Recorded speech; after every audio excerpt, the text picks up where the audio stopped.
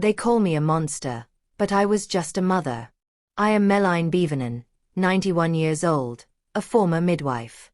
For most of my life, I helped deliver babies, a quiet joy, witnessing life's beginning, holding someone's first breath. I wasn't always like this. People stare, children point, some adults pretend not to notice.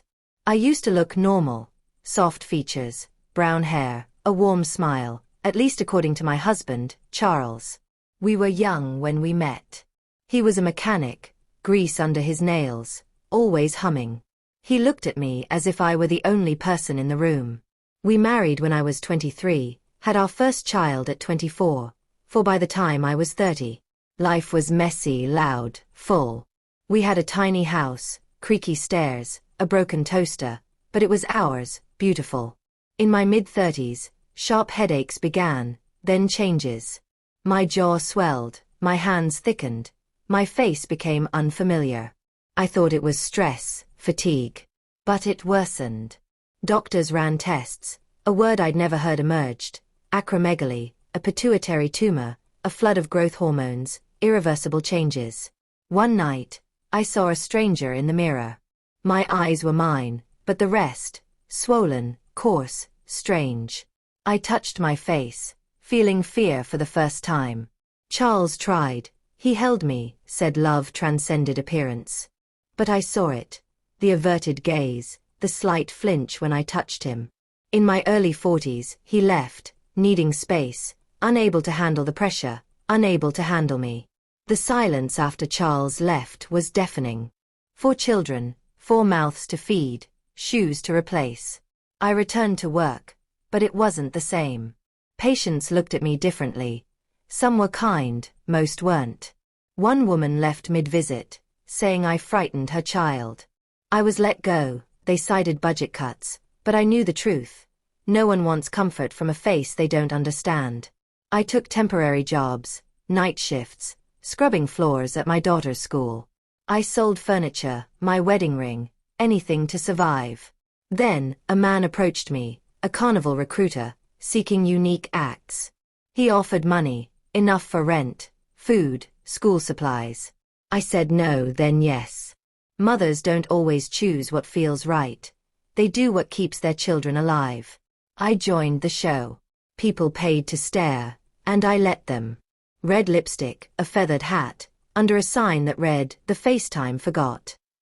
I smiled for photos, endured whispers, but never looked down. They saw a monster. I saw my children eating dinner. Years passed. The carnival faded. Fewer people came. I packed up my hat and dress and went home, though I wasn't sure where home was anymore. My children grew, becoming nurses, teachers, a mechanic like their father. They built their lives, have children and grandchildren. I never asked Charles to stay. I didn't want their love to feel like duty. I hoped for more visits, but life pulls people forward, sometimes away.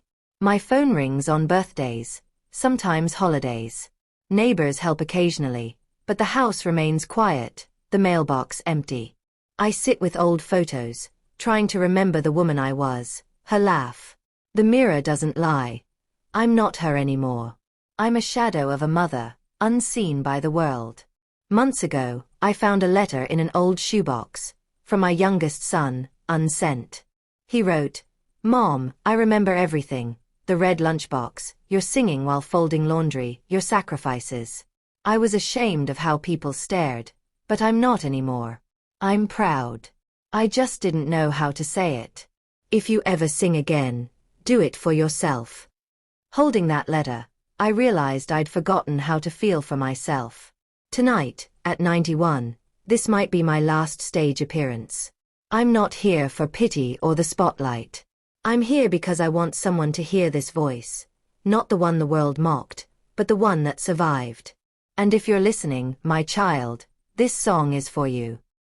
I used to sing you lullabies in a house with creaky stairs, folding clothes by candlelight while you slept without a care.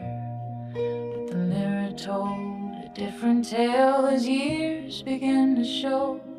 and the world looked at me strange, like a face they'd never know. But I'm still your mother, child, through every tear and trial. Though the world forgot my name, I still sing, I still remain.